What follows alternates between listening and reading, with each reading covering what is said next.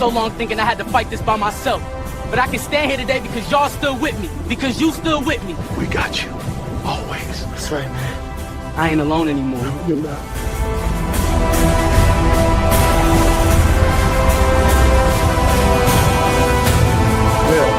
Touch. Good.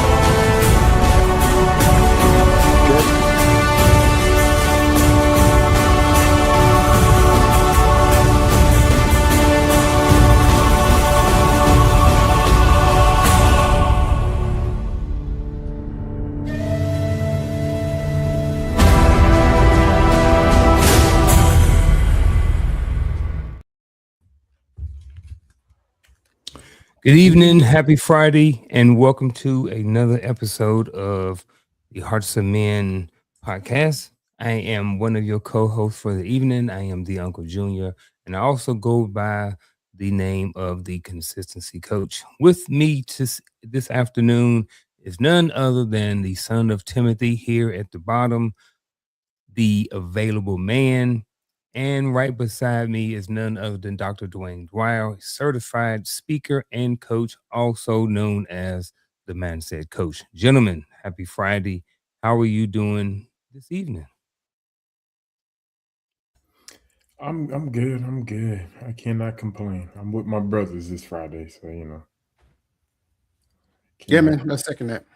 I'm good as well. Again, another Friday. I always look forward to these conversations, man. Sharing conversations with you guys, as well as with the livest chat and social media. So yeah, man, I'm looking forward to it.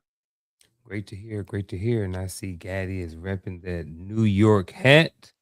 If y'all have been following basketball at all, y'all see that the New York Knicks swept Cleveland 4-0. But I'm a Cowboys fan, not a basketball fan. So I really don't care. But since he had the hat on, I thought I'd shout him out. And then he got a pink one on. At least you and Coach matching, so. With that being said, gentlemen, like Coach said, I want to give a shout out to the livest chat. Definitely appreciate everyone for being here this afternoon, whether you're in the chat, whether you're on Facebook, LinkedIn, YouTube, Instagram, whatever platform you're on. Thank you for being here this afternoon. Appreciate you being here wherever you're at.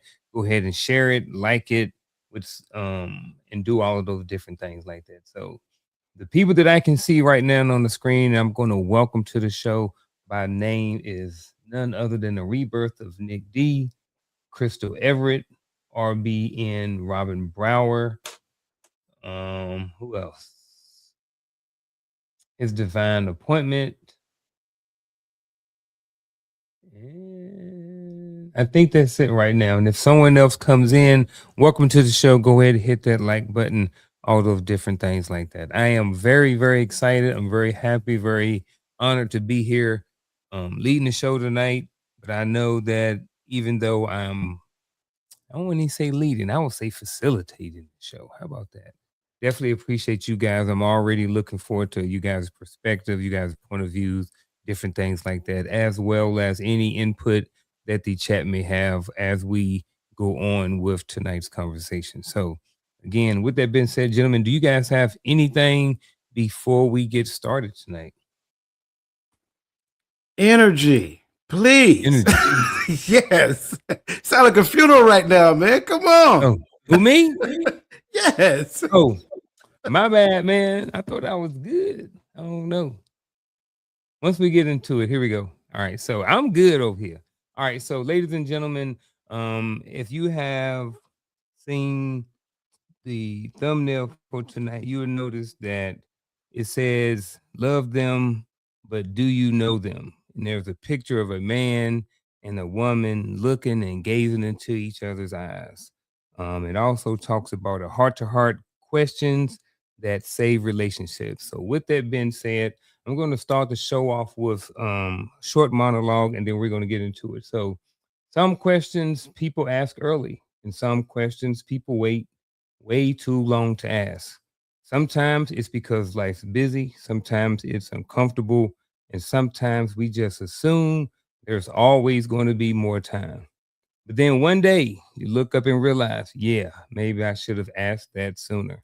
Now tonight, We're not talking about one specific question either. This could apply to relationships, friendships, family, work, life decisions, all of it. And let's be honest, some of us avoid important conversations like we avoid checking the check engine light. We know it's there, we're just hoping it fixes itself. So tonight we're going to open the door to this idea. What questions should be asked? Who should be asking them? And how do you know when it's already too late? Ladies and gentlemen, first question. Actually, before we get to the first question, we're going to get into a couple of definitions. We only have 3 definitions for tonight. The first definition for the night is question. So here's the definition of a question: a thought, concern, or curiosity expressed to gain clarity, understanding, or insight. Gentlemen, yay, nay, throw it away. Be rocking with it for the base of the conversation. All right, boom, I like it. The next definition is communication: the exchange of thoughts, feelings, information, and or perspectives between people. We cool with it? All right. This one, what I was a little nervous about. The next one, I was like, well, I really want to see what they say about the next one. So let's go down to timing. Timing, the moment or stage at which something happens, is addressed, or is understood. What about this one? Okay, I'm rolling with it then. Did you have something, Coach? Yeah, I'm more so okay with this one than I am with the previous one. The communication? Right, because Yeah, that's how I was thinking that same thing. the Yeah. injection of perspective, I mean, Mhm. that's kind Go of back like to saying, communication. yeah, that's kind of like saying water is wet. Mm. You know what I'm saying? Thoughts, Mhm. feelings, and information automatically includes perspective. I don't have Mhm. to add, and this is one of the things I talk about all the time. We have gotten to the point to where the word perspective is almost a easy button to say disassociation. Mm. That's your point of view. It's not my point of view. No, if it's communication, then it's an exchange of ideas, thoughts, information, whatever that looks like. To say it's a person's perspective is kind of like disingenuous. So that's why I say I'm kind of with this one. If the Mhm. word perspective wasn't in there, I would be good with it. So, Okay.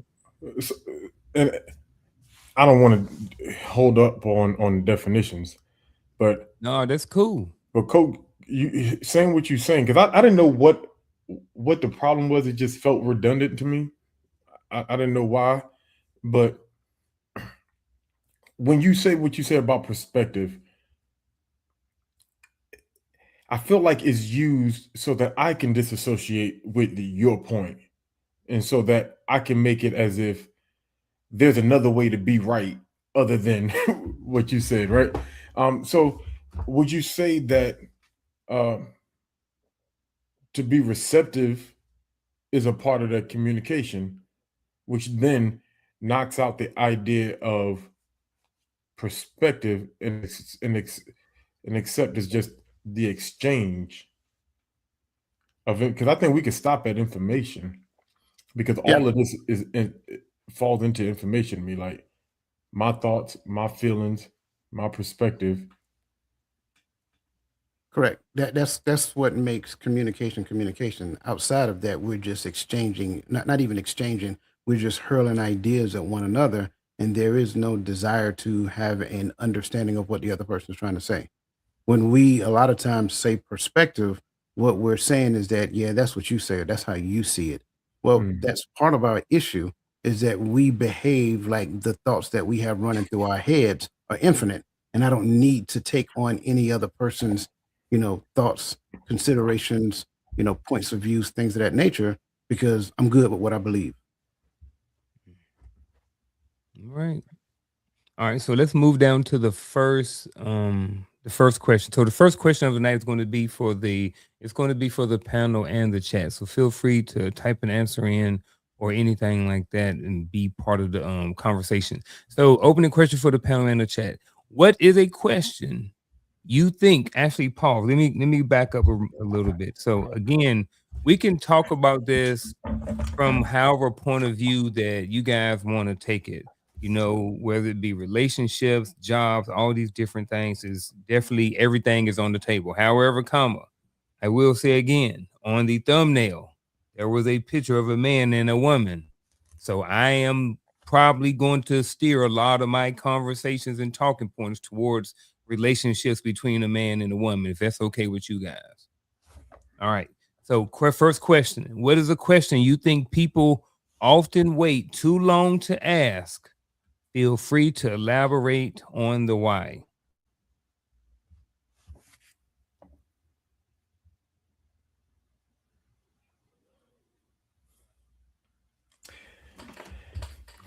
You know, I really, I looked at this earlier too. And this first question is because too late to ask. The hard part for me with this is questions are based upon a couple of things. What am I looking for? Right? Because now we know that there should be a baseline of understanding with relationships, right? But what may be a tick to you may not be a tick to me. So there may be a question. You get what I'm saying? So and I get what the question is asking. But the idea that it can be too late can be dependent upon both parties, right? So I kind of struggled with that universal question that can be too late. But So all right, so here's let me Mhm. kind of give you an example, right? So all of us have been in relationships, right? Previous Mhm. relationships that ended and moved on to different relationships. Maybe those have ended, moved on, blah, blah, blah. But the thing about it, every time we got rid of or one relationship dissolved, we learned certain things, right? And as we move forward, we made sure it's like, you know what? I ain't going through that again. I'm gonna learn from this. I'm gonna ask these questions up front, right? And then sometimes things are real cool and things are fun initially up front, and we may forget to ask some of them questions. So now we've gotten into relationships 4, 5, 6 months, however long, Mhm. and now those questions come up. So in those aspects, that's kind of where the question is coming from. It's like, Yeah, yeah, you know what I'm saying? yeah, and I get that, but that's why I say because I'm pretty sure your marriage and my marriage dissolved for two different reasons, probably, right? But Probably, if I we don't know. go down to the root of it, it probably is the It same. could, yeah, you right, and that's why this conversation I feel like it's going to be good. Mhm. But so for me, it's more of the conversation more than the question for me, because my thing is I don't think we really, when dating, right, we don't have conversations about values and upbringing because that plays a major part in a lot of the issues and hiccups that at least I've experienced in relationships. I'm a New Yorker, and since I left New York, I've only dated like Southern girls. Two completely different worlds of thought, school of thoughts, right? And so just the way we do making a home, we do that vastly different. So I think it's just having that conversation about values and upbringing so that we know whether or not we come together, we know, can we make this, can we blend these and build a home together, build a family together without, and I know coach hate this word, but without the compromising of what we believe or we stand for. So, like having one of the things maybe too late is having the conversations about differences and seeing if our differences, see if we can work through our differences. Okay, I like 100%. that. So I'm going a totally different route on this one. Mhm. Simply because at the end of the day, I don't. Well, let me say it like this. I think the question people wait too long to ask is the question to themselves about what it is they're called to do. We believe it should be about somebody else, but yet we don't have the answers that we need to have in our own personal lives. Therefore, we get involved with somebody else And then next thing you know, we're looking for them to kind of fill in the blanks. You know, what is your plan for my life or whatever the case may be? You a full grown adult. What do you mean? What is my plan for your life? Like that doesn't make a lot of sense to me. So the question that I think we wait too long to ask is, what is it that I'm called to do? What is this thing that I've been placed on this earth to actually do? As a man, that gives me, like we used to say in the army, gives me purpose, direction, and motivation to wake up every morning and do that particular thing. So now, if and when she shows up, when she has questions for me, I have answers. Whether they're for her, that's for her to figure out, not my job to enforce it upon her. So it's not about the question that I have for somebody else. It's the question that I have to have for myself and stick with it long enough to come up with the answers. Mm. What's that other Right. question you asked? The one that you said we ask too often. Yeah. I can't remember. I'm sorry. What is your plan for my life? What is your plan for your life? Yeah, what is your plan for I my think, life? and I like that you use that question in contrast to what are you called to do? Because I think that question is a carnal replacement of what that question is supposed to be. It's supposed to do. Because and the problem is because I haven't asked myself that question. What am I called to do? So I accept it when somebody asks me what's my plans for my life, or I accept what's my plans for my life as the minimum, because I don't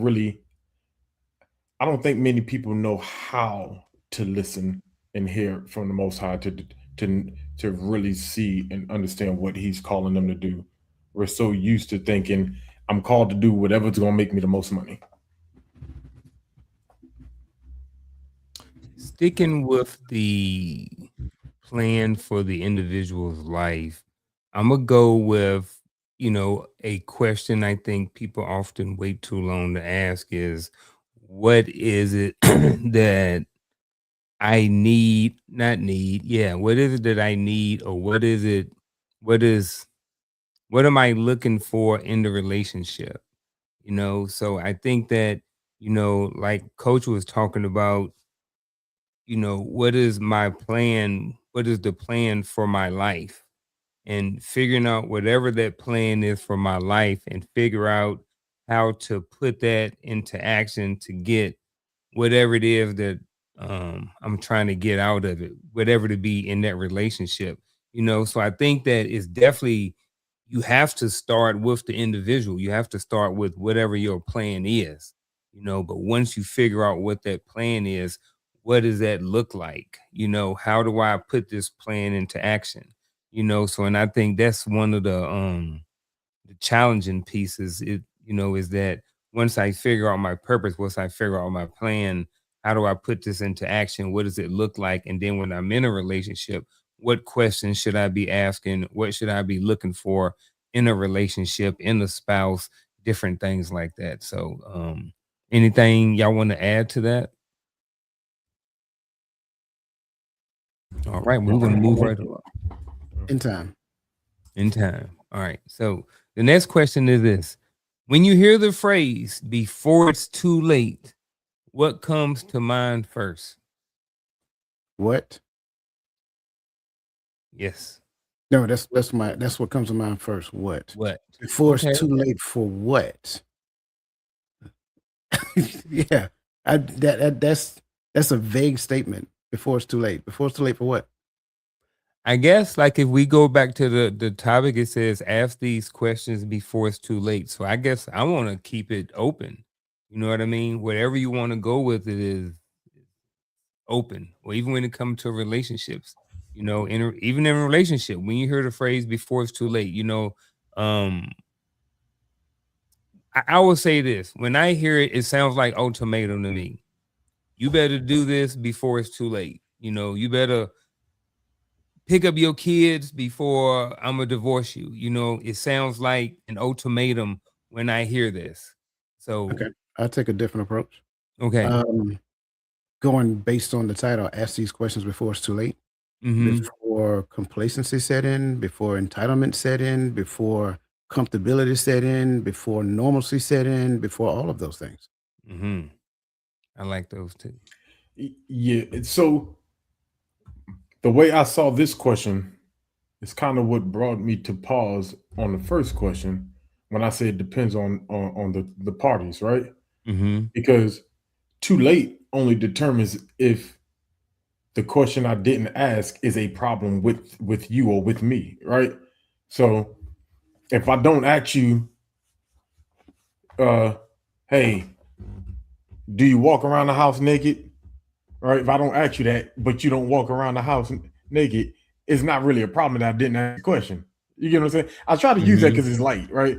Don't be Yeah. walking around here with that moo on. I'm just saying. What's wrong with you? Please Either do. one is fine. Please do. I mean, please don't. What? No, Oh my goodness. but you get what I'm saying? Like, so before it's too late, I'm thinking, when I hear that, I'm thinking, hey, this is an issue that's about to either implode or explode. But either way, it needs to be addressed before it does, right? Before it explodes and blows up in my face. So I have to address it. I have to ask this question. But when I hear that it's too late for me, it means that I see the thing coming before it hits. And so that's why I had a question, issue when it says, what questions do we hold on to often until it's too late? Well, it's like, I don't know it's too late because I didn't know that was an issue, and that's why I hope that makes sense what I'm saying. I will tie it back to my first statement, right? Because if I don't ask myself that difficult question and wait long enough for an answer, then without that answer, I am creating a foundation of purposeless. I'm creating a foundation that has no direction. I'm creating a foundation to where we have no utilitarian value to our community and to our culture. So ideally, now I did not ask that question, what am I called to do? Therefore, now I've decided to get married. And at the end of the day, we serve absolutely nobody but ourselves. And we live in this little bubble, happy go lucky and dumbfounded, living every day flying by the seat of our pants. But we have no purpose, we have no direction, no motivation. And then by that time, after we set into our routines, it's kind of a little late to ask that question, right? Then you get the answer to it, and now you're trying to change gears. And what ends up happening is that your spouse is struggling with that change because that spouse that you've elected to marry was never that person that was designed to be your help meet. Okay. I have zero pushback on any of all of that. To kind of go into more detail about my perspective and the whole ultimatum thing, it just kind of seems like definitely to like what Gaddy said, it's like you already kind of know, you know what I mean, ahead of time, so it's like it's almost like prevention mode, or there's keys there, or there are things there that may sometimes want to address before, because you already know how they turn out before it's too late. And I'm gonna say before it's too late could be the end of the relationship, the end of the marriage, right? So during the marriage, we saw certain things, we saw conflicts in the relationships, we saw like, you know what, you know maybe I should ask her, what she thinks about, raising the kids before we get married. You know what I'm saying? What are her thoughts on this? You know what I'm saying? But that's one of the questions I believe is not asked early enough. And we often not even ask, but we find ourselves in a situation once we are with someone and we have two differences of opinion when it comes to raising the kids. That's just my thought process on some of the before it's too late stuff. and at least in my thought process right now. But what we're going to do is we're going to transition. We're going to put up a poll, and then while we putting up the poll, we're going to put up another question. We're going to answer the question and give all of you guys in the chat a few minutes to answer the poll, and then after the question, we'll come back to it. So, with that being said, the first poll question or the poll question of the night is this: who do you think avoids difficult questions the most? And again, this is just your opinion. There's no right or wrong question, right or wrong answer is just an opinion. Or feel free to add your own opinion at the bottom if you choose to do so. So, with that being said, the next question is this. While you guys answer that poll, the next question is this: do you think certain questions apply to everybody, or do you think different people need different conversations? And what I mean by this is, like, when we're talking about relationships, like we may be talking about relationships between a man and woman right now. So do you think that there are certain questions that apply to everybody, or do you think, they're more specific, or that different people need different conversations? So that's where this question is coming from.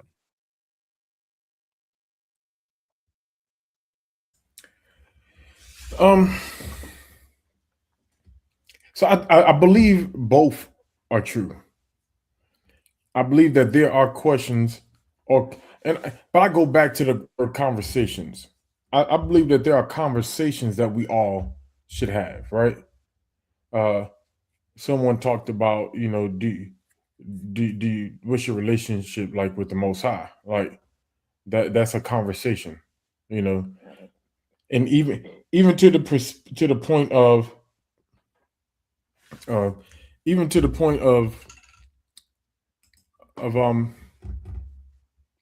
do I want to phrase it? Even to the point of let's just even talking about like denominations. Like you have 13,000 denominations, right? Even if you identify as a Christian, like there are some denominations, and people may think that, as long as you believe this, and this, I'm good. But there's some denomination that's so vastly different, right? That it is almost as if we believe two different things. So how do we exist? And because I think we take too lightly the confusion we put on children when we bring children into a home with two different religions. When we're trying to raise children with standards, we're trying to build a home. Like what do our family look like? Because to me it looks like confusion, but that's me, right? And so I think those conversations about belief, about values, about upbringing, right?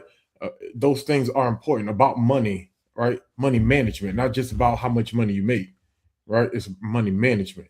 I think those conversations need to be had, period.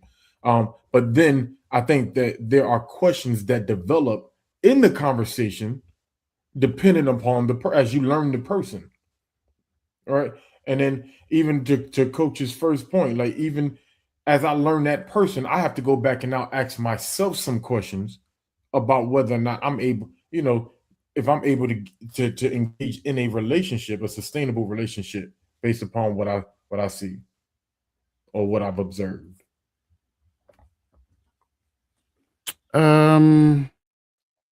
I'm looking at the question again, or looking for the question. Because thank you. Do you think certain questions apply to everybody? Yes.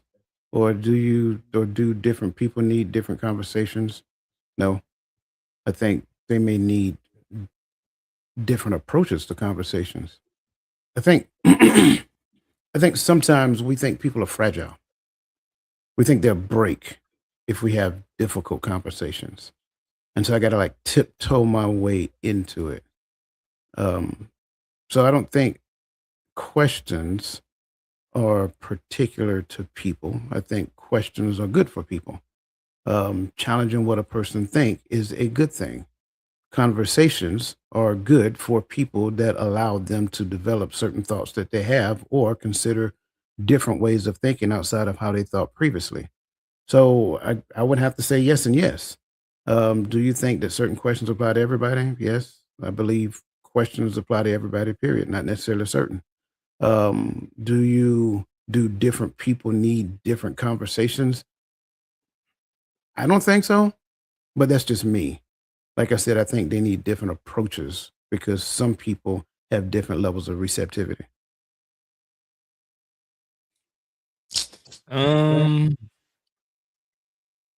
I think that do certain questions apply to everybody?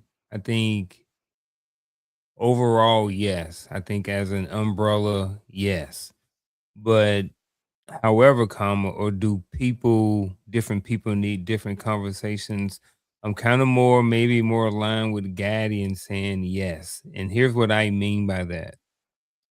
When I say that is, I believe that if we're in a relationship, we need to have a conversation about finances. That's the overall umbrella, and as far as we need to ask certain questions. But I think that depending on the relationship, I mean, not relationship, but depending on how the money comes in, what they have going on in their life, I think the details or the conversation is is going to look different from my marriage, my relationship to yours, to yours. But I think that there are certain questions that we all need to have. Like we need to talk about when we get off of, when and if, we decide that we're no longer going to work or we're no longer going to be punching the clock, how are we going to have money coming in when we get to that certain age? I think we need to have that conversation. I think depending on how Coach and me and Gaddy got our money coming in and what we've been doing up until this time is going to dictate a different level of conversation. So I may be in the line with Gaddy, I may be in the line with Coach. I don't know. It don't really matter, but I do think that there are some base questions and conversations that we do need to have. But I think when we get down to specifics, they may look a little bit different depending on the relationship.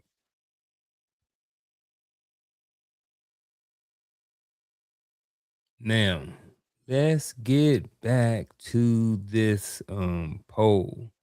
So the poll question was this: who do you think avoids difficult questions the most? Or you can feel free to add your own. So we had some parents, we had friends, spouses, and young adults, and it looks like the parents had the most. So I don't know what you guys chose or if anybody chose something different.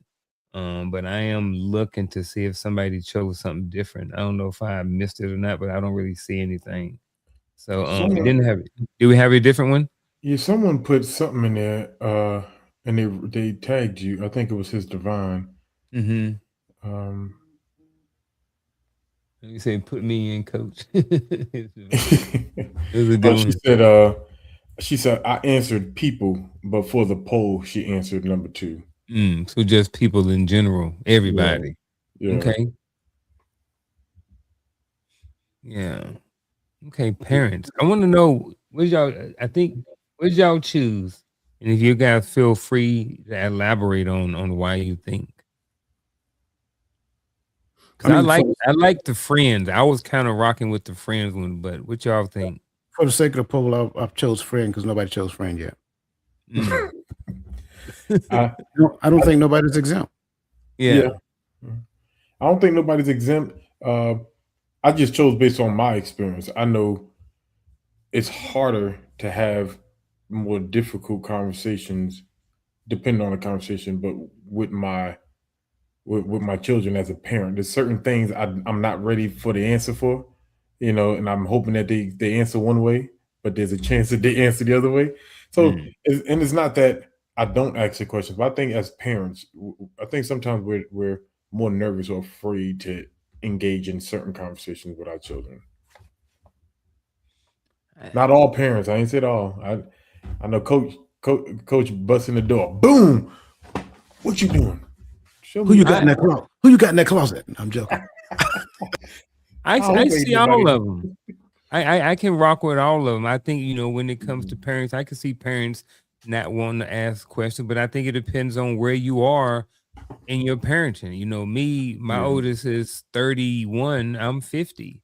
So there ain't really too many questions that's really off the table. Yeah. But when they were younger, there really wasn't too many questions that was off the table. There was some that was a little bit more challenging and I guess kind of difficult question because I may not necessarily really wanted to know the answer, but I definitely can see how parents struggle with that. Some parents. I definitely see the friends one. I think that sometimes the people that are looked at as friends and call each other friends are not always friends and they don't always, you know, tell the truth and sometimes avoid some of those questions for the sake of the friendship. And spouses, I think, definitely experienced that in my first marriage. Avoided certain questions, didn't want to know the answer. Um, and I can definitely see, working in education, definitely seeing young adults struggling with asking difficult questions. So I'm like with Coach, man, I can see it all. So see everybody struggling a little bit with asking questions. It depends on where they are in life. All right. Excuse me. Moving on to the next question, which is this. Definitely appreciate everybody's participation with the poll as well. And if you hadn't already, go ahead and participate again by hitting that like button and sharing this conversation or this video with somebody else. So what makes some conversations easier to delay? Easier to delay. That's the key. Easier to delay than others. Now, this may or may not apply to you. This may apply to the 19-year-old version of you or the 24-year-old version of you. So feel free to attack this however you want to do it. So what are some conversations easier to delay than others?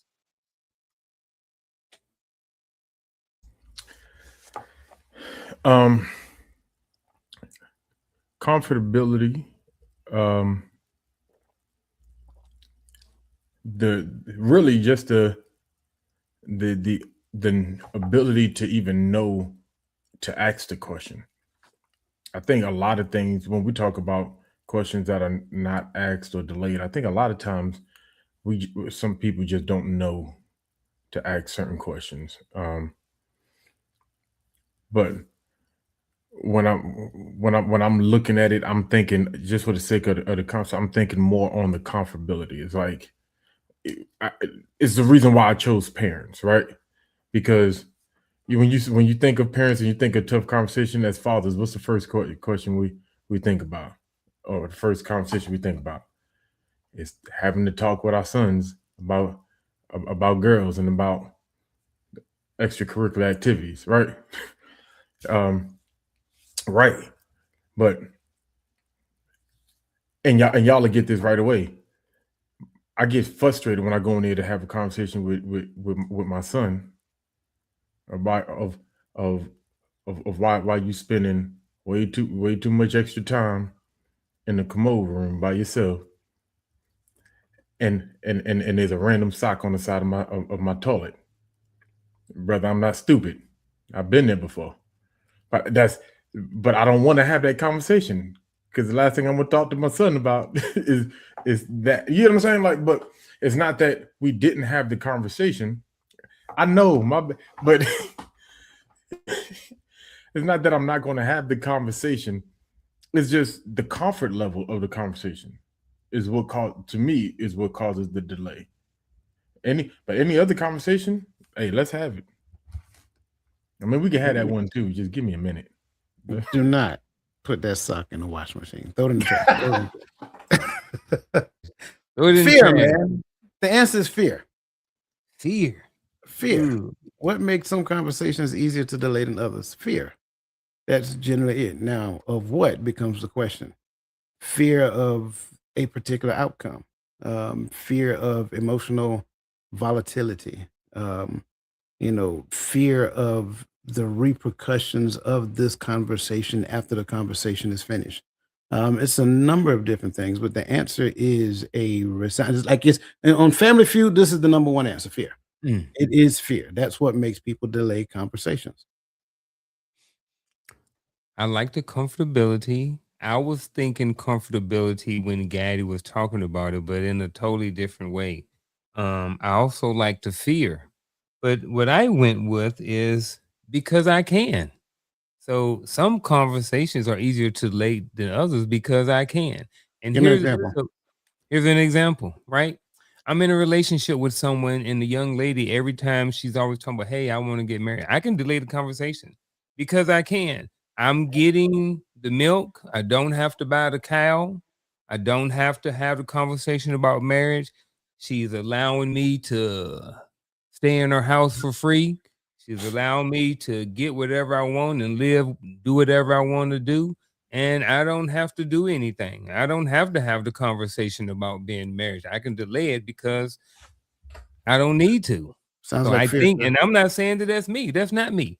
But I am saying that is something that I have seen, and there's something that I have heard about is that people sometimes delay conversation. And one of the things that makes it easier for them to delay it is the comfortability. They don't have to change their place where they're at. They can stay right where they're at and nothing has to change. Sounds like fear, sir. Sounds like fear. Yeah, I was about to say my only pushback was not that I like the answer, but I don't know if I can't use that on every example, and so I guess that's why I'm where I would push at it, right? Because I can't say that about the next conversation. Yeah, I could push, I could, and even with that one, I can kick the marriage conversation. I can kick that bucket down the road only as long as the other party allows me to. Until there's an ultimatum, until That's my it's point. too late. So I That's can why only it's easy to delay because I don't have to commit. I don't have to get married. I can just It all sounds like fear. and I people don't say care it's not how like you me. change this conversation. We can call it Mhm. avoidance. We can call it comfortability. We can call it I don't have to. We can say, oh, well, I got to work today. It don't matter what it is. It's still fear. Mhm. Fear of I agree. fear of an unwanted outcome. I agree. Unwanted outcome. I like that. I like that. Did I have any questions? I was just looking to see if there was any in the comments or not. I didn't want to miss anything. If I did, somebody star it for me.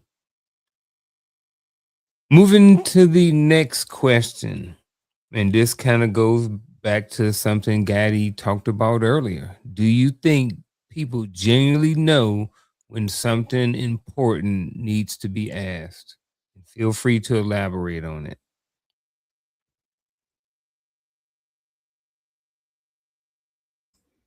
I see coaches wheel spinning. um, I do think that there are some questions. When I first left home and started dating as an adult, I had very limited access to successful relationships or marriages, right? Mhm. Um, and my godmother, her parents are still married to this day.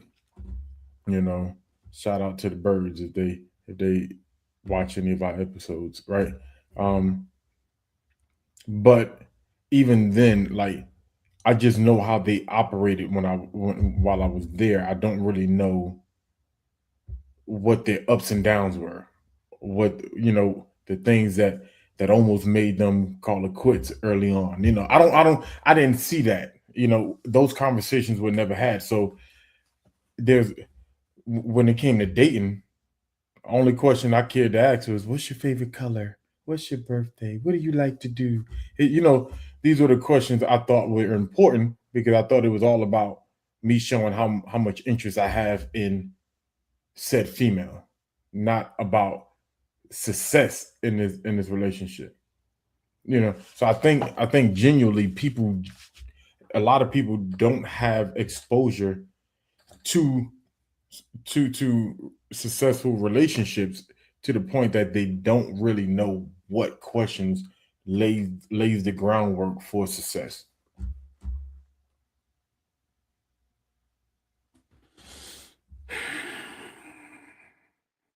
Do you think people genuinely know when something important needs to be asked? Sure. But do they really know the question to ask? That might be the issue. I think knowing when, I mean, I don't, you can tell when something is off. You can tell when something is wrong. You can tell when something needs to change, whatever. But how do you venture into that conversation? What is the right question to ask? How do we broach this topic and have a healthy dialogue around it to where it does not turn into something toxic, to where it doesn't turn into something argumentative, or if for the worst part, divisive. So I think for the most part, I think the average person have, enough common sense to understand when something important needs to be asked. I just am not 100% sure they know the right questions to ask.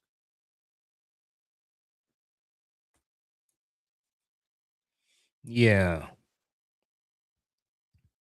I think I like that. I think that, I had a bunch of different answers going around in my head. I was looking at things like maturity levels, um, where we are in the relationship. But I think, like you said, I think there's a certain level of common sense, like when we're kids and we're thirsty, we have no problem asking our parents for something to drink, so we learn early on how to start asking questions when things are genuinely important to us. And even though it may seem like a small thing, it's important to the child at time to ask for something to drink, So as we mature into adults, to coach's point, I think that there is a certain level of common sense that we kind of know when certain things are off, and then we do have a certain level of, like I said, maturity as adults to know when something is off. So we do know when something important needs to be asked. I do agree that the context around having the conversation is important too. And I think in certain situations and relationships, it's easier than other. I think that in when you have a mature relationship, is not as much thought that goes into it. You know, where I'm at in my relationship with my wife right now, I can bring up a what someone would call a difficult conversation, and we can have the conversation navigated through it a lot easier than I did in my previous marriage. I was sometimes walking on eggshells because one, I didn't know if my delivery was going to set off an alarm that's going to cause more pushback. And then next thing you know, we're rumbling and tumbling. So it was a lot more difficult to have those conversations, and a lot more thought process went into having some of those conversations, because the way to navigate that conversation, because of our immaturity and us still being very immature in the relationship. And just like you said, Gaddy, not having some good examples of what good relationships look like. So we don't know how to communicate. So I think that um definitely the context around the relationship and how you have it is always important. I think I went way too long for that, and maybe just reiterate something that Coach already said already. So No, but so I do have have a question. Let me see what our time. I don't want to. yeah, So go ahead. because I'm and I do like how Coach put it. Because when I say that we don't know, genuinely we don't know what questions to ask. You know, I think the problem, and maybe I'm looking. I think the problem is communication sometimes on the other party, right? Because yeah, I may know that something's off, but I just know something's off. I don't know. We have so now does that become my responsibility because you walking around here funny because you have an attitude about something you refuse to communicate with me? Mm-hmm.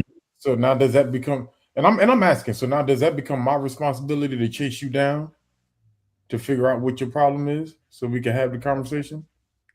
Or is it that person's responsibility to collect themselves, come to me and have have the conversation, because I don't know what the issue is. I just know you in a funky mood.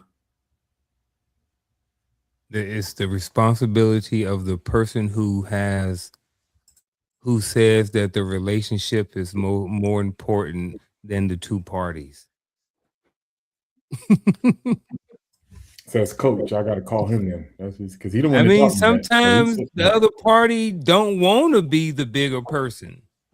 Sometimes matter. it's us. Sometimes it's been us.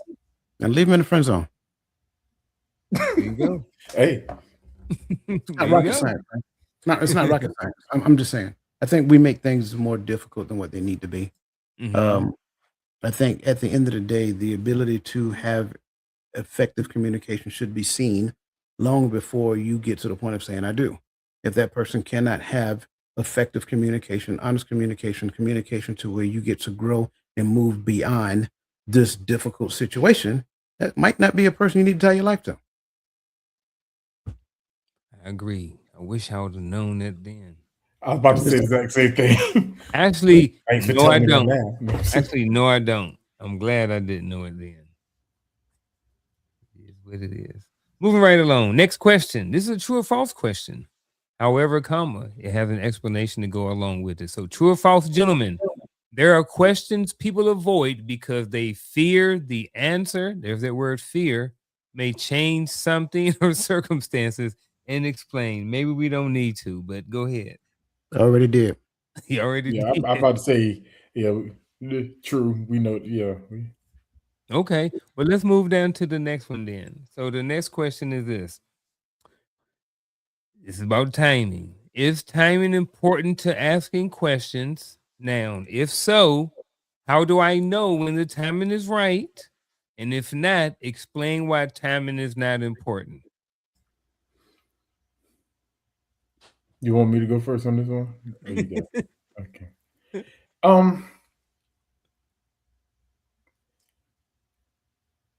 Does the answer change because of time? Do And it. if so, then that means that Do it. if it do change because I asked it 2 minutes later, that just means that your response was going to be based upon your emotions at the moment. But if because when we say timing, timing to me always connects back to the whole do we know when is the right time to ask questions, right? That means something is happening, or something is about to happen, or something has happened, whatever the case may be. If I ask you why did you do a certain thing, does it you answering that question changes? The reason why you did it changed because I waited 10 minutes? Or I waited till you had your cigarette? Or I waited till I'm just making up stuff now. But you know, I don't personally believe that that truth changes. So the answer is the answer. So the moment I realize the question needs to be asked, I'm going to ask the question. Now, if we're talking about on my behalf, if maybe we're saying, and I'm just trying to think it, maybe we're saying, hey, the timing has to be right because of my attitude, and I didn't want it to come across the wrong way. I think we grown. So ask the question. So you saying, go ahead, coach. You know, that's where I'm at, exactly where he's at, right there. Mm-hmm. We're not talking about timing, we're talking about maturity. The Bible says, seek the Lord while he can be found. You don't get to choose when to seek him. When you're in relationship, you don't get to choose when the perfect time is, because there is no such thing as the perfect time. So we're not talking about timing, we're talking about maturity. Somebody put in the chat, in the comment section, do I have a serious conversation while you're on your way driving home? I mean, you know, that's case by case, situational, depending upon who you're talking to. But at the end of the day, I prefer to have that face to face. So is it about timing? No, it's about preference. The preference of me being able to look you in your face, your eyes, and have this conversation with you right then and there. Because you driving down the street, Now we're having a serious conversation. You might have all different types of distractions. Now I'm putting your life in danger while trying to have that's a maturity issue. It's not a timing thing. So I don't think it has anything to do with timing or what people tend to say the right time. See, the world will tell you that you have to have the right timing, but then the world also deceives you when it comes down to relationship. It's not about timing, it's about maturity. When is the right time? Right now. I do like So that. I'm sorry. I hear what you're saying, and I'm not even pushing back. I just want to bring up an addition to. I hear a lot of stuff and I see stuff, and people say, well, you know, there's something that went down. I need to take a break from this conversation and I need to come back. Is that timing or is that maturity? The reason why I'm asking is because, I mean, in the military, Sergeant First Class Dwyer, if I needed the knife hand, I had zero issues or control and on the timing of when that knife handing was coming. And at the end of the day, it wasn't an issue for me because the knife hand came and I had to go on and continue on with whatever. You know what I mean? So it wasn't like I could go away and say, hey, Sergeant First Class Dwyer, I need a few minutes. I need to go away, get my thoughts together. And then when I come back, it can give me the knife hand chop. So going back to my question and applying to relationships, are you saying that sometimes when people need that break from the conversation or this ain't the right time to have the conversation, are you saying that some of that is more of a maturity issue? That's absolutely what I'm saying. I Here's like the thing. that. You're gonna get the knife hand because your behavior asks for the knife hand. I don't care what you say, you fist to get it. Because that's Finna what get you it. requested according to your behavior. So when I give it to you, that's when you're gonna get it. You don't get a chance to take a break. This is totally different though, right? You're Mhm. talking about, husband, wife, whatever that looks like, right? That's a different thing. If you're talking about a person who gets emotionally filled during the conversation, it is a highly mature act to ask for a timeout. Has nothing to do with timing. It has to do with understanding how I am in this conversation and I am no longer serving this relationship any value. And being mature enough to say, hey, I need about 10 minutes to gather myself because I don't feel like I think I'm a little full right now, and I'm not going to give this conversation the attention that it needs. I'm going to make it all about me, and I don't want to do that. So going back to your point, the relationship is still the most important person in the relationship because at the end of the day, that's the decision maker. Not you, not me. When I make it a timing thing, I'm making it about you or I'm making it about me. Mm. Yeah, it has to be a maturity thing. And before I say why, put this disclaimer. I love you, ladies. Y'all amazing. But the reason why I say it's a maturity thing is because but for real, and I don't even think the women can deny it, but women know how to push buttons better than anybody. I don't think men have mastered the art of pushing buttons like women, and I don't know. I don't know the reason why, and so I know, and sometimes they know when they're pushing buttons, right? Sometimes it's on purpose. I want to say most times, but I'm gonna give some grace because, like I said, I love the ladies here in Empowering Perspective community. You know what I mean? They A1, all right. But anyway, but other than them, women know how to push buttons, and men, we know that. Y'all can save face, and if y'all want to, but we know that they know how to do it. And the reason why it's a maturity thing, because instead of responding to the fact that she's pushing your buttons on purpose, you walk away so you can get yourself out of that energy that you're moving into, and then you come back when you calm down so we can redress this thing, because you're pushing my buttons and I'm not going to respond in hostility. Right. So for me, I think it is a level of maturity to get up and walk away for a moment. Not for good, but for a moment. I liked it, using, the timeout, using timing, using those, different words to kind of separate the two. Cause I think sometimes we get those things mixed up. Even me, it kind of added a little bit more clarity to different things, because, certain things is lack of maturity and certain things is timing. And I definitely liked how I was able to coach kind of put together the whole thing. Go back and watch it, man. Boom. Let's move on to the next thing and kind of keep reiterating stuff today. All right. So here's what we're going to do. We're going to switch to rapid fire. But for this rapid fire, it's just going to be Gaddy only. So rapid fire, you only got a couple. Yep. Just you, brother. Nope. I want him. And then I want us to come back later on and talk about it. I thought I did the last rapid fire. Man, you got it again today. Because you from New York. So hey, I got faith in you, bro. You got this. You got this. I want you to do it because, bro, like I had this specifically in mind for you, especially the last one, right? So the last one, I'm really looking forward to this one, right? But all of them. So Red, you got a couple seconds, answer these questions, and then we're gonna go on. All right. So here we go. First question is this. Is silence sometimes an answer? No. All right. Next. Can avoiding a question still communicate something?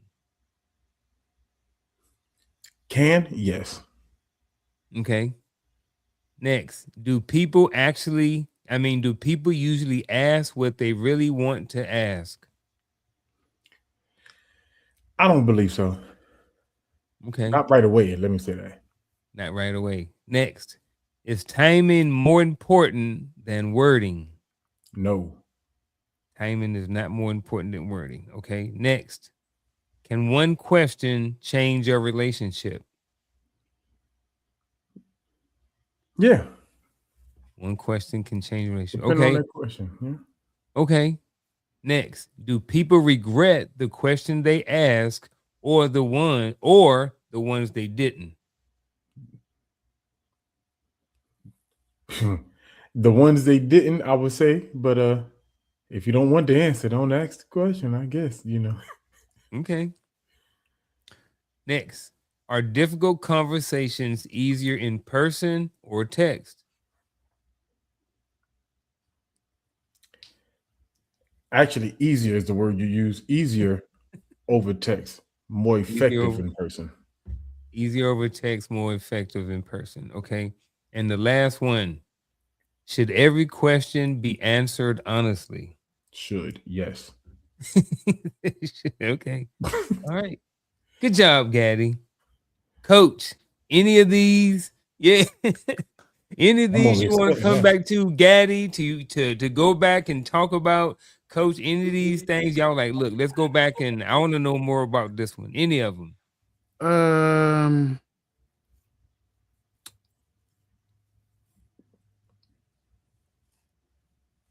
Yeah. I was thinking. I knew y'all was gonna come back. Yeah, same thing. Can one please explain, sir? Yeah.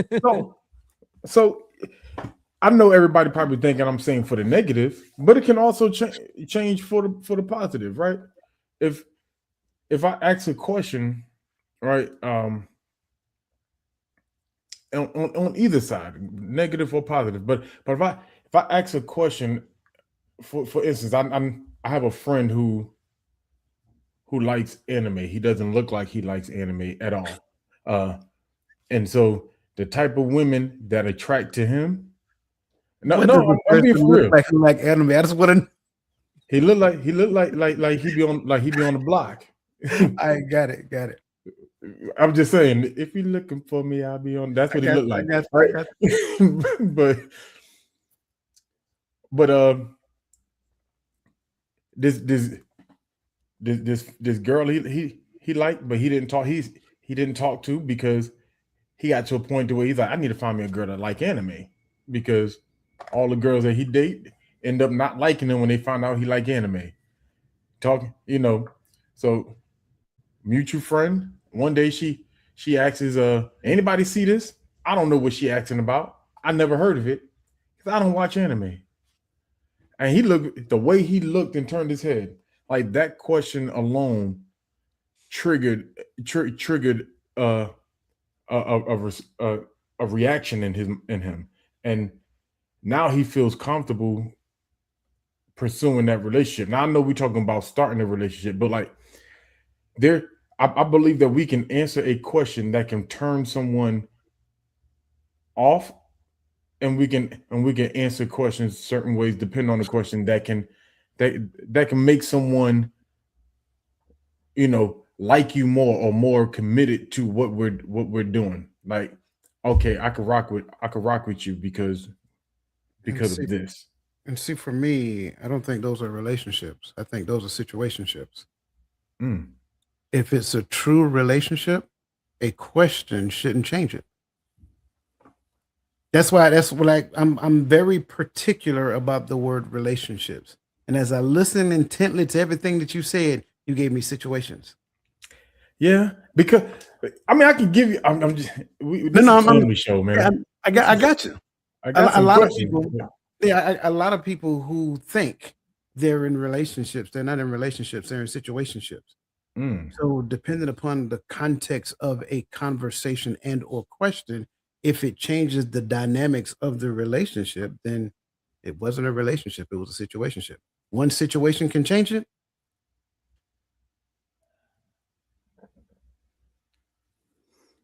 I have questions. We're gonna be in the back office all night tonight. No, stop. I'm joking. So I kind of got a scenario I'm thinking about, or a situation, something that I've seen. And Please don't say the word situation. He just smiled because he already knew you was the leader, right? Well, it's a situation that happened inside of a marriage, right? Marriage don't mean nothing these days, bro. But go ahead. I'm just all right. So here's the deal. They've been married for X amount of years. For whatever reason, the wife asked the husband, was he hunting? Was he out there cheating? And now the husband feels some type of way about it. So it changed their relationship. It may only be temporary. I'm thinking there's probably something that's temporary. You know what I'm saying? But it did change because he's actually not out there doing anything. But whether, I don't know if it's her insecurities, if it's something that she thinks she saw, heard, I don't know what the dynamics or the context behind it, but he feels some kind of way because he was accused of something that he didn't do. You know what I mean? So I don't know if has changed, but he definitely something that they got to work through because I don't know.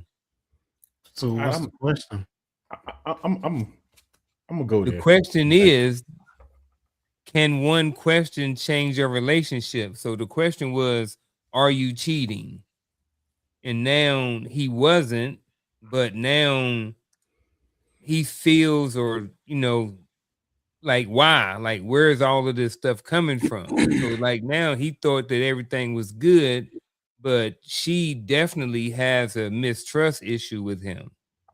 So that at least temporarily for right now, like I don't think they're getting divorced. I mean, I think they're good. I think it's just something that they're going through. So I was just wondering if that something like that is that one question to Gaddy's point. I tell you, even though it's a negative, you know what I'm saying? I tell you what one of those questions is, right? Yeah. Y'all ready, brothers? How does my hair look? How no, you just lie, you good. Yeah, if you lie, you good. Exactly. Exactly my point. But then to the bottom question, should you answer every question honestly? Right. Listen, I'm loving all of this, but you guys are just further proving my point. You know that, right? Yeah, let's hear tenure matters in education. Not in relationships. Not in relationships. No. Situationships. Right. We've deceived ourselves. We think just because people are married for 20, 30, 40 years, we think it's a marriage that's rooted in the doctrine of the Bible. In most cases, it's not. Right. It's rooted in the doctrine of what they've decided that they're getting together for, feelings, coping, whatever that looks like. Right. So how long a person's been married means absolutely nothing. If you have the capacity to ask me a question like that, and there is no relevant evidence that states that that's a warranted or substantiated question, then you're asking me from the seat of your own insecurity. Situationship. Situationship. Oh, Gaddy. So if she asked me that question, we in a situationship? Situationship. Man, How does my hair look? I mean, if that changes, even if I give you an honest answer, and I agree, every question should be answered honestly. If you don't want to know the answer, don't ask me the question, because I'm gonna tell you the truth. Your hair look like a mop. I don't like that wig. Take it off. Go put some. Wear your natural hair for once.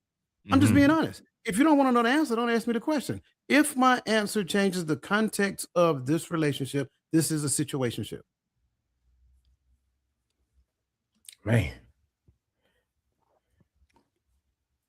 Did well, Gaddy. Yeah, you did. That's a conversation right there. That's a conversation. That's a Friday night right there. Which one? What he's talking about right now? The Oh. situationship. The This is a whole situationship. conversation, man. Like, I got questions. Even with this one. So back to your point with the rapid fire, should every question be answered honestly, even when it comes to the hair? I'm with it too. Like, look like a mop, like Coach said. If you don't want to know the truth, don't ask me the question. Don't ask the good right. Why you need my verification? Start off your question with "Give me the answer I want," and then ask your question, because now I know that there's a standard to how I'm supposed to answer this question. I ain't gonna do it. I'm not, but I'm making a point. I'm making a point when I say that. Like, I don't know what you want me to do. Well, speaking of situationships or relationships, let's move down to the first scenario, which I will read for you, gentlemen. Scenario 1. After 4 years together, she realizes, she who is whoever the female is, she realizes, let me just start over. After 4 years together, she realizes they've never clearly talked about marriage, kids, or the future. Now she's wondering if avoiding the question already gave her the answer. I don't know what that question is, but I would say the question may sound something like this.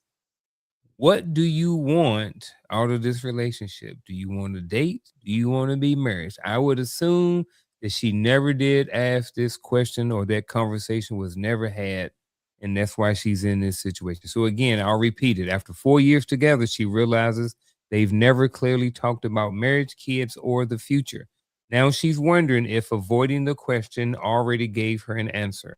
Feel free to talk about this any kind of way you want to. So should I make the assumption that A, either the question happened, B, you have an assumption that the conversation is supposed to happen within a 4-year time frame, C, you're putting a shelf life on us getting to know? I don't know. I got questions. I got plenty of questions to go along with this. I think this is coming out of the school of Beyonce's style of relationship. If you like it, then you better put a ring on it. You know what I'm saying? I'm sorry. This is ridiculousness at its finest. And for anybody who think like this, I'm sorry. I'm just being honest. This is, if you believe that within a certain time frame that you have in your mind that somebody should have proposed to you, interesting. My question is, where did you get that logic from? Who taught you that? I'm just curious. Who taught you that? That's my first space. Like, where did you learn that from? Because inquiring minds want to know. And I get it. It is. Please don't call it. I'm just gonna pretend like you didn't put that there, Robin. But I'm just saying, where did this come from? And I think when you really pay close attention to it, and I don't mean no disrespect when I say this, ignorant mindsets like that is the beginning of what we are now witnessing in the community as a whole. Because you have, it's almost like a corporate America stance on relationship. If I don't get what I want from this job, I'm going to put myself on the market and look for another job. I know it was a joke. I'm just saying. That's kind of like what that's like. And it's like, so in that time frame, because in your mind, you're saying XYZ, and since it has not meet your standard of XYZ in this time frame, you're going to create a problem that may not already exist simply because in your mind, your internal clock is ticking. Like his internal clock is standing still. I don't know. It's a lot of questions that exist here. But if I was talking to this young man, cut her loose. Cut her loose. Let her go. Let her go out there and find somebody who will agree to the 6 months time frame or whatever that time frame looks like in that person's mind. Because clearly they don't understand the fact that at the end of the ceremony, her last name changes to his.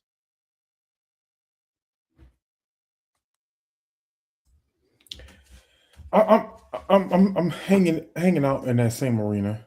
I think my route to getting there was going to be a little bit different, right? Because I'm not going to tell you what to think, but know that what you think is in your head is not in mine, right? But instead of saying get rid of her, I was going to tell both of them they need to walk, right?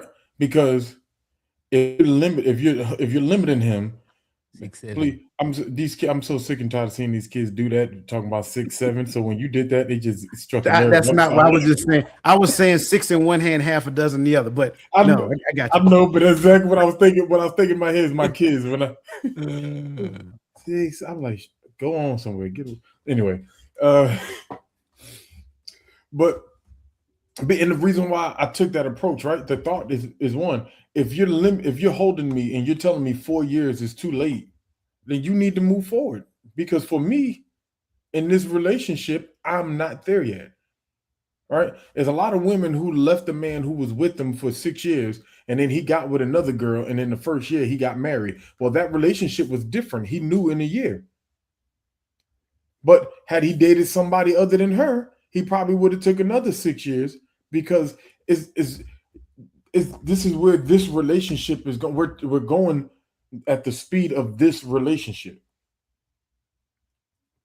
right? And I get it, because I think it was Lisa who said early on in the conversation, the world standards of relationship. So today in relationship, you're pretending to be husband and wife already. You already live with each other, got kids together, in the same house, paying bills together, right?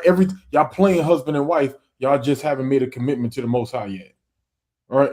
That's really what's happening. And now because of that, since we're playing husband and wife, you need to put a ring on it so I can tell my girlfriends that I'm married. That's what I feel like is happening in this scenario, because I'm talking about the worldly standards, right? Now, if we, it's kind of hard to look at when you say, and I'm with you, Coach, but it's kind of hard to look at how we do relationships and say, how do we get this into biblical standards? Because it is vastly different. You have to strip all of this westernized concept of relationship and rebuild your framework of thinking through the scriptures, right? And yes, I was thinking this today. It's crazy how we always call being righteous going against the grain. You're not going against the grain. Who's going against the grain are those people who's choosing to purposely go against the ways of the Most High. Is that doing the right thing seems to be like the wrong thing nowadays. That is crazy to me. So when we start talking about a conversation and we start talking about marriage, we start talking about how many years, right? We forget. How long did Jacob work for his wife? Not only how long, but what all he had to go through. And what he had to go through. Right. We ain't willing to go through nothing. The moment you make me not feel good, it's over. But he had to work for this man to get the wrong daughter in the first place, to work another 7 just so he can get the right. Like, are we? The problem ain't he didn't propose in 4 years. The problem is we put more stock on being married, and we're not willing to go through what it takes to be a husband or be a wife. Can I sprinkle a little bit more season on that, sir, if you don't mind? Yes, sir. Okay, yeah. I would change the perspective of the entirety of it. Maybe you guys being together for 4 years is him actually waiting to see whether or not you can actually be his helpmeet. But we don't want to talk about it from that way. We talk about, well, you wasting my time. I'm not going to waste my time, but no, waste your time. So the time stopped when you were created? I'm just, so I think we look at things from the wrong lens. We look at things from the lens as though, me, and me, when at the end of the day, it's supposed to have been a we thing from day one. But maybe he was waiting. It has taken 4 years up to this point to be able to see something in you that says that you can actually be his helpmeet, because all prior to, you were just being whatever it is you wanted to be. Catching flights and sailing and living your best life. But in his mind, he's seen something more, and he was waiting for you to mature into that. We don't like talking about stuff like that. To Coach's point, I stand up and applause to that, because he is freaking spot on with that. Because that's where I found myself at. I was married for 19 years the first time. You know what I'm saying? So when I found Shell, I was like, yep, I want her. But when I found Shell, she was young and I fresh out of a marriage. So I smelt like my ex-wife. You know what I mean? Not literally, but for the last 19 years of marriage, that was the woman that I was with. You know what I'm saying? So I had to get all of that off of me, you know what I mean? And make myself available to whereas ready to be in a relationship. And to Coach's point, there were some things that Shell had to work on as well. You know what I'm saying? This ain't no secret. Everybody has some things that they need to work on before they get into a relationship. You know what I'm saying? Because they're bringing their individuality and who they are as an individual person into the relationship. So you have two individuals who are coming together to try to make the relationship work, So I was there, I wanted her, and I was waiting. I needed and I wanted to see certain things out of her. She was probably waiting and wanting to see certain things out of me too. But to Coach's point, sometimes we're just waiting to see certain behaviors because we've already realized or maybe figured out that we want to be in the relationship, and that we're willing to be patient for some of these things to kind of get resolved or kind of worked out, if I can speak freely about that. So definitely rocking with Coach on all of that right there, 100%. But one thing I did want to say back to the scenario is that one of the issues, I think that if we go back to the beginning, she says that in the scenario that after 4 years together, she realized they've never clearly talked about marriage. That's the problem right there. Y'all have never clearly had the conversation. So if you've never clearly talked about it, then both of you guys' interpretation or perception about what you want out of the relationship have never been talked about. You know what I mean? So that's the problem right there. And then if you're looking at this and I would say that that's one of the things that people should have a conversation about early in a relationship. Do you want to be married? Not necessarily to me, not necessarily in 6 months or whenever, but do you have a marriage mindset? Are you someone who wants to be married, or are you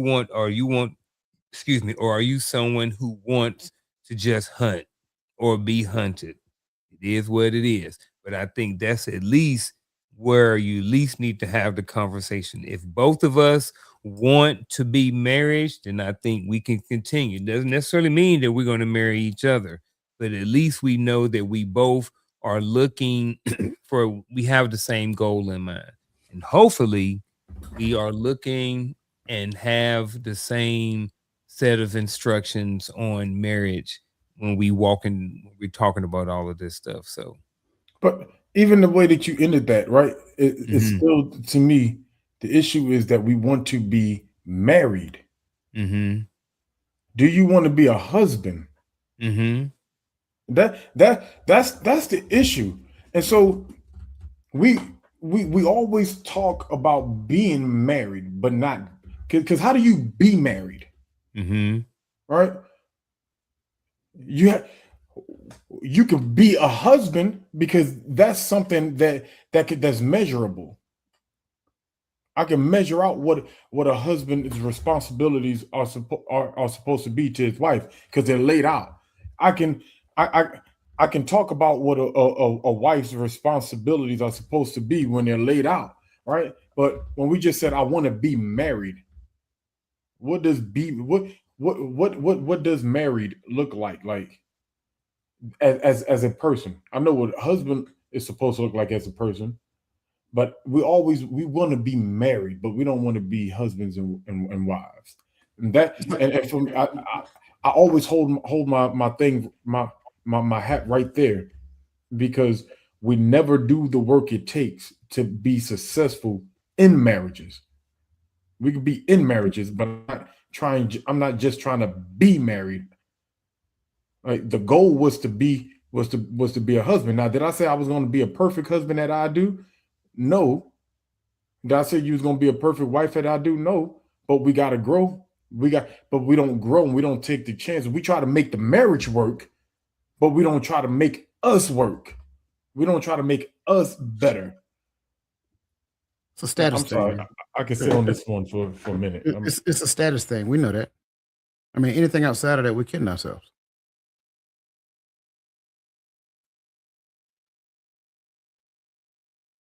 Do you think that is? Yeah.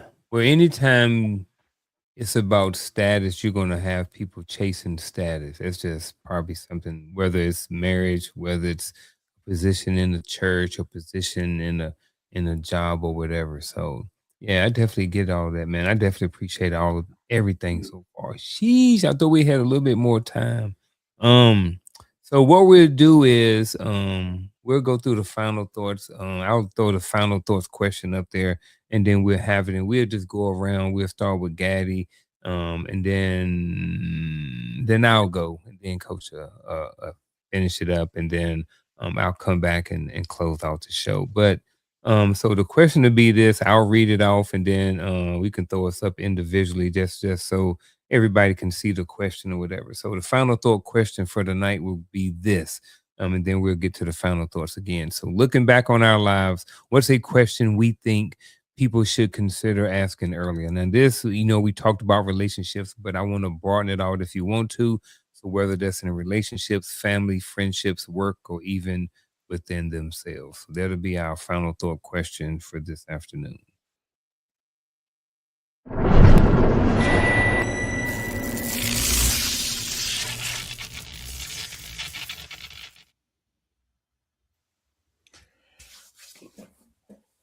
Looking back on my own life, question I considered asking earlier. I do love Coach's approach to asking myself my questions first, right? In relationships, and I'm gonna say relationships as far as I'm gonna put friendship and romantic in it together. The question I wish I would have asked myself early on in my friendships and relationships is this relationship serving me spiritually and mentally, or is it hindering me spiritually and mentally?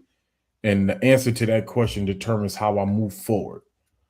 I can't avoid that, because what doesn't serve you hinders you, right? And not in a servant mindset, but am I yoking myself to people that are pulling me away from my spiritual goals with the Most High? Am I yoking myself with people that want me to continue or to take on bad habits that's turning me into the opposite person of who the Most High is trying to make me out to be, right? Those are the questions. Like work questions, I guess the way I think as far as work, it's not other than at the point of negotiating salary, a pay scale. That all right. My only question is, what's my responsibilities? I read the job assignment, but I know you didn't want me to do all 16,000 things on this. So what is my responsibility in this team, right? That to me that's it.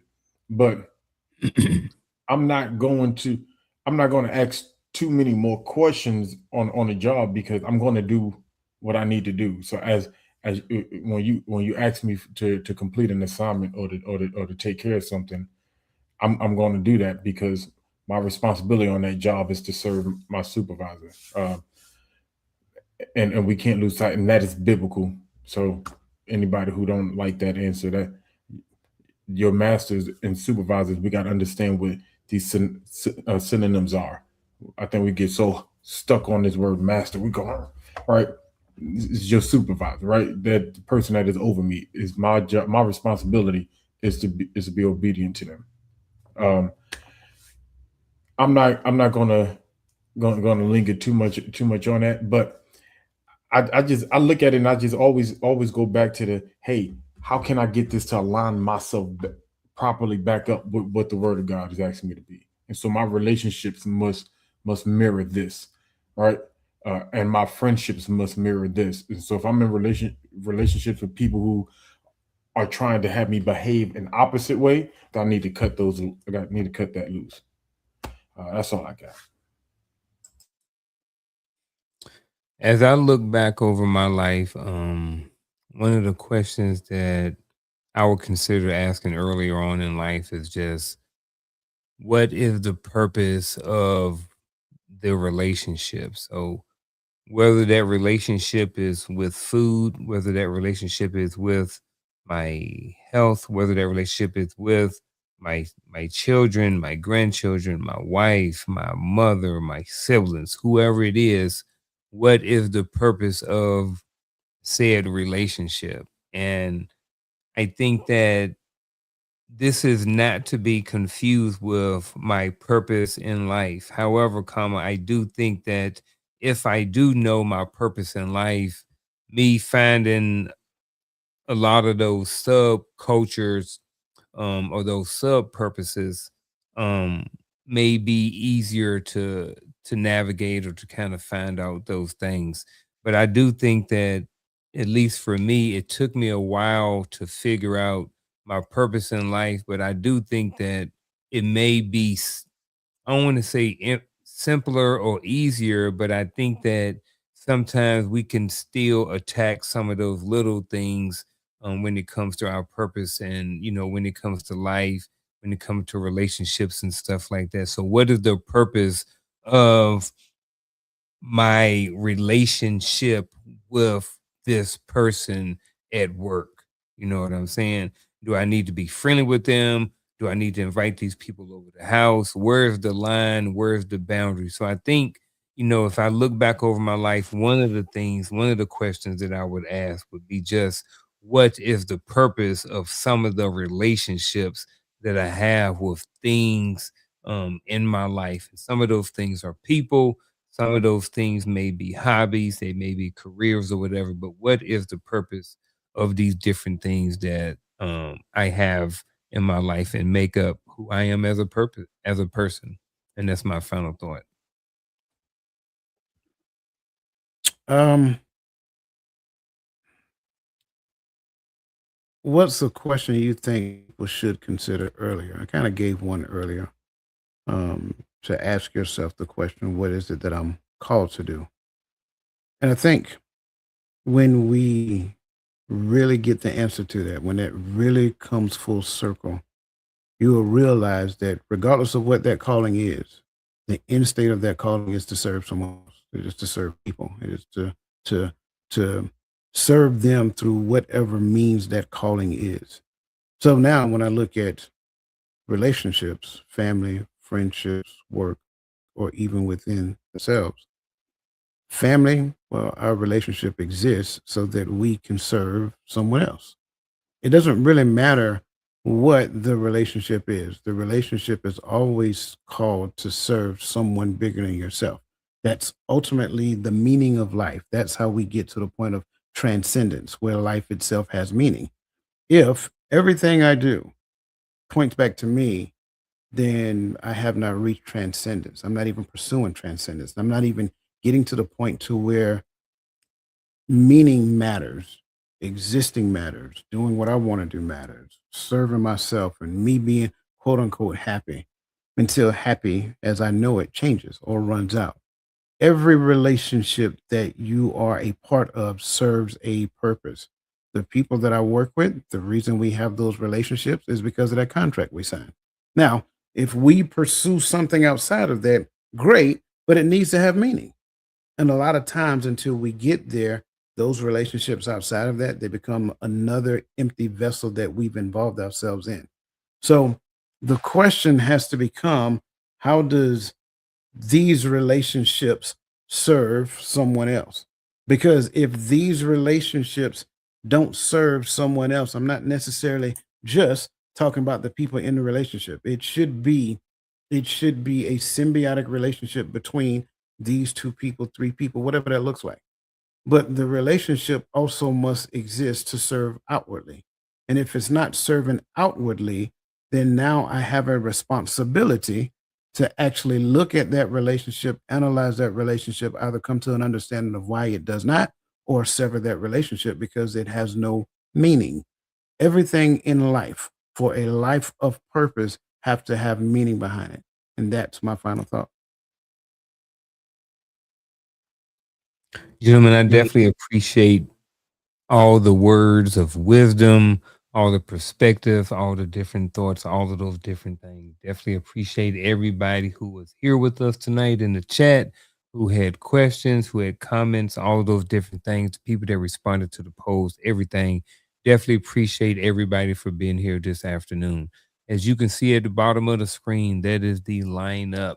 So if you can't read it, well, actually, I'll read it for you. So there you go. Every Friday, Hearts of Men podcast, 8 p.m. Eastern Standard Time. The third Saturday of the month, 10:30 a.m. Eastern Standard Time, is the Hearts of Women Coaches Corner every Tuesday, 7 p.m. Eastern Standard Time. And on the fourth Saturday, 10:30 a.m. Eastern Standard Time. What is that? I can't see it. Got my glasses. That's I got my glasses. reframing the image of relationships. Reframing the image of relationships. Bam. There you go. So, gentlemen, do y'all have anything else before we roll out? Nope. That's it. All right, ladies and gentlemen. I hope y'all have a great weekend. And we will see y'all around like a donut. Good night.